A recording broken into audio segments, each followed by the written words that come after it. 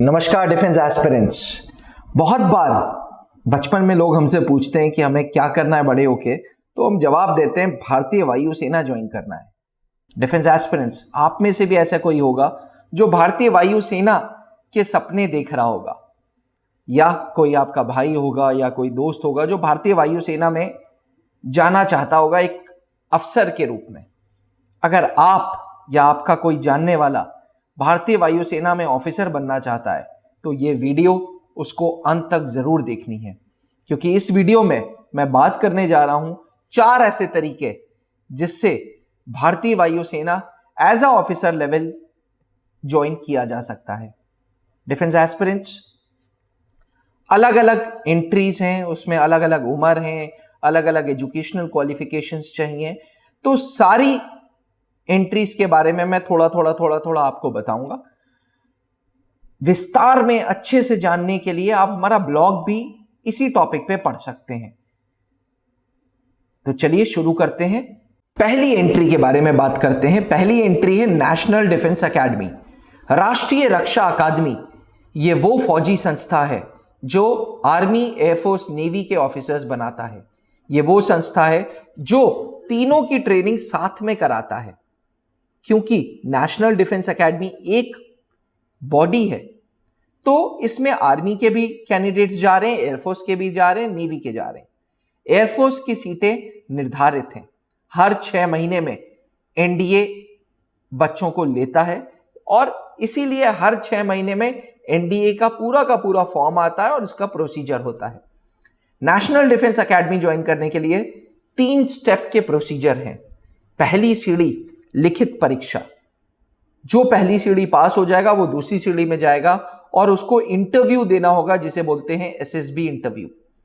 SSB interview के बाद होता है मेडिकल्स। ये 3 स्टेप पार करके नेशनल डिफेंस एकेडमी में प्रवेश लेंगे।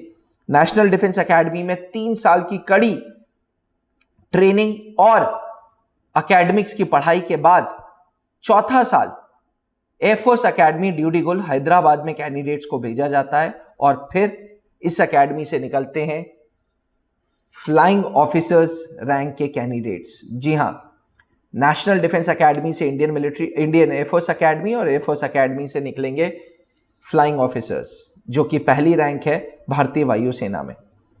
एनडीए जाने के लिए 11th पास होना चाहिए, 12th अपियरिंग या 12th पास भी जा सकते हैं। उम्र 16.5 से 19.5 होनी चाहिए, और क्योंकि भारतीय वायुसेना में अफसर बनना है तो 10+2 में मैथ्स और फिजिक्स होना जरूरी है। डिफेंस एस्पिरेंट्स, भारतीय वायुसेना थल सेना से इसी मामले में अलग है। आर्मी वाले कहते हैं यार कुछ भी चलेगा, लेकिन एयरफोर्स कहती है कि हमें शार्प माइंडेड लोग चाहिए, टेक्निकल दिमागदार चाहिए। इसलिए एयरफोर्स में ऑफिसर बनने के लिए 10+2 में मैथ्स एंड फिजिक्स होना अनिवार्य है। तो पहली एंट्री जो कि स्कूल लेवल पे है वो है नेशनल डिफेंस एकेडमी, जो कि मैंने आपको बताया। नेशनल डिफेंस एकेडमी का इस बार 21 दिसंबर को फॉर्म आ रहा है और 16 अप्रैल 2023 को उसका रिटन एग्जामिनेशन होगा। दूसरा फॉर्म 17 मई 2023 में आएगा, जिसका इम्तिहान 3 सितंबर 2023 में होगा। डिफेंस एस्पिरेंट्स, याद रहे नेशनल डिफेंस एकेडमी जाने वाले पूरे भारत में लगभग 400 कैंडिडेट्स ही होंगे। इस 400 कैंडिडेट्स में जो वायुसेना चूज करेंगे उनकी तादाद 90 से 92 से 94 होगी, जिसमें लड़के भी होंगे, लड़कियां भी होंगी। इसलिए नेशनल डिफेंस एकेडमी में प्रवेश लेने के लिए कड़ी मेहनत, डिसिप्लिन्ड लाइफ और संघर्ष की जरूरत है, सही गाइडेंस की जरूरत है। उसके बाद नेशनल डिफेंस एकेडमी मिलता है। और यकीन माने, एक बार नेशनल डिफेंस एकेडमी पहुंच गए ना आप मैं अक्सर बच्चों को बोलता हूं कि भैया फिर आप सरकारी दामाद हो, वर्दी मिलेगी, देश सेवा करने का मौका मिलेगा, एडवेंचरस लाइफ मिलेगी, और सबसे बड़ी बात care of government of India है। हर चीज का, यहां तक कि ट्रेनिंग का भी पैसा सरकार आप पे लगा रही है, आपको स्टाइपेंड दे रही है, आपको पैसा दे रही है ताकि आप कमा सकें, अच्छी सैलरी दे रही है। दूसरी ऐसी एंट्री है सीडीएस, कंबाइंड डिफेंस सर्विसेज जो ग्रेजुएट्स के लिए होती है। डिफेंस एस्पिरेंट्स 16.5 से 19.5 स्कूल लेवल पे आपने एनडीए का एग्जाम दे दिया। खुदा ना करे अगर एनडीए नहीं क्लियर होता तो अपने सपने को थमने मत दीजिएगा, क्योंकि अब ग्रेजुएशन के बाद भी एक एंट्री है जिसको बोलते हैं सीडीएस। 19 से 24 साल के कैंडिडेट्स ये पेपर दे के भारतीय वायुसेना में जा सकते हैं। सीधे एयरफोर्स एकेडमी में जाएंगे, बीच में किसी और एकेडमी को ज्वाइन करने की जरूरत नहीं है। सीडीएस की भी वही 3 स्टेप्स हैं, पहले रिटन, दूसरे पे इंटरव्यू और तीसरे पे मेडिकल। 19 से 24 साल के कैंडिडेट्स को एयरफोर्स के एग्जामिनेशन को पास करने के लिए 10+2 में मैथ्स एंड फिजिक्स होना अनिवार्य है और ग्रेजुएशन में कुछ भी सब्जेक्ट हो सकता है। जी हाँ, ग्रेजुएशन में अगर आप बीए भी हैं, बीकॉम भी हैं, बीएससी भी हैं, तो कोई भी सब्जेक्ट से आप ये सीडीएस का पेपर दे सकते हैं। परसेंटेज का कोई भी बाउंडेशन नहीं है।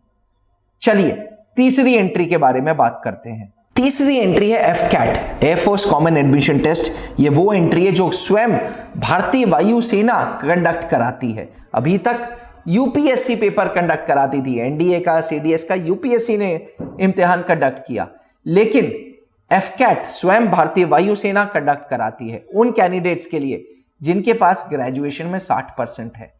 जैसे कि मैंने आपसे बोला, एयरफोर्स टेक्निकल लोगों को ढूंढती है। टेक्निकल भारतीय वायुसेना की नजर में वो हैं जिनके पास ग्रेजुएशन में 60% है। टेक्निकल मतलब सिर्फ बीटेक नहीं, ऐसा नहीं है। बीए, बीकॉम, बीएससी, बीटेक सारे लोग विद 60% ये पेपर दे सकते हैं एफकैट का, जिसकी उम्र 20 से 24 साल चाहिए।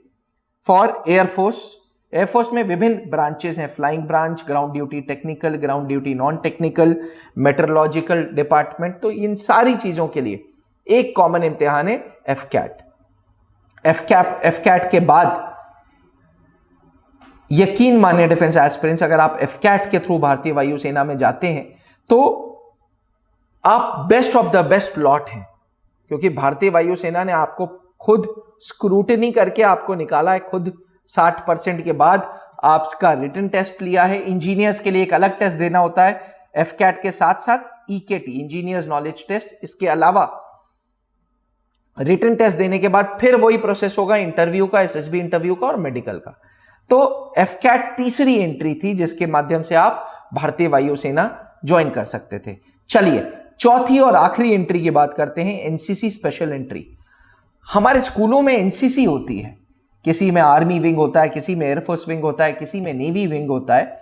एनसीसी जैसे जैसे आप उनके साथ उस ऑर्गेनाइजेशन में रहते हैं वैसे वैसे आपको सर्टिफाई करता है, सर्टिफिकेशंस देता है। NCC A certificate, B certificate, C certificate.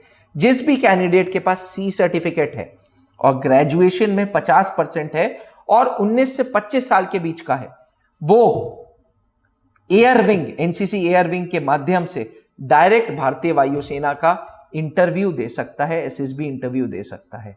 उसको कोई रिटन टेस्ट नहीं देना है। पर ऐसी एंट्री सिर्फ और सिर्फ उन लोगों के लिए है जिनके पास एनसीसी एयर विंग का सी सर्टिफिकेट है। एनसीसी एयर विंग हर स्कूल में नहीं होती। आमतौर पे एनसीसी सबसे ज्यादा आर्मी की होती है, आर्मी विंग की, फिर होती है एयरफोर्स विंग और सबसे कम होती है नेवल विंग की। हर शहर में नेवल विंग की एनसीसी पहुंच नहीं पाती। आजकल एनसीसी बहुत तेजी से अपना नेटवर्क बढ़ा रहा है, स्कूलों में जा रहा है, सरकारी स्कूलों में जा रहा है, लेकिन अभी तक जो पोजीशन है वो सबसे ज्यादा आर्मी विंग की एनसीसी है। तो डिफेंस एस्पिरेंट्स, वापस आते हैं टॉपिक पे। ये 4 एंट्रीज हैं जिसको अगर आपने अपीयर कर लिया तो आपका भारतीय वायुसेना में जाने का सपना पूरा हो जाएगा। डिफेंस एस्पिरेंट्स, कोई भी चीज संघर्ष के बिना नहीं मिलती। मैं हमेशा बोलता हूं संघर्ष के साथ ही तो श्री राम, भगवान राम बने। अगर संघर्ष नहीं होता, अगर वो 14 साल का वनवास नहीं जाते तो वो भगवान नहीं बनते। इसलिए इन चारों एंट्री में से जहां आप फिट बैठते हैं उस एंट्री के बारे में मुझे कमेंट करके बताइए, ताकि मेरी जो नेक्स्ट वीडियो है उस एंट्री को टारगेट करते हुए बने। आज के लिए इतना ही। जय हिंद, नमस्कार। जहां बनते हैं देश के गौरव, इंडिया का एकमात्र ऐसा कोचिंग इंस्टीट्यूट जहां कैडेट्स को ट्रेन किया जाता है आने वाले डिफेंस एग्जाम के अनुसार। अगर आपका भी सपना है भारतीय सेना में शामिल होकर देश की सेवा करने का, तो आज ही ज्वाइन करें त्रिशूल डिफेंस एकेडमी।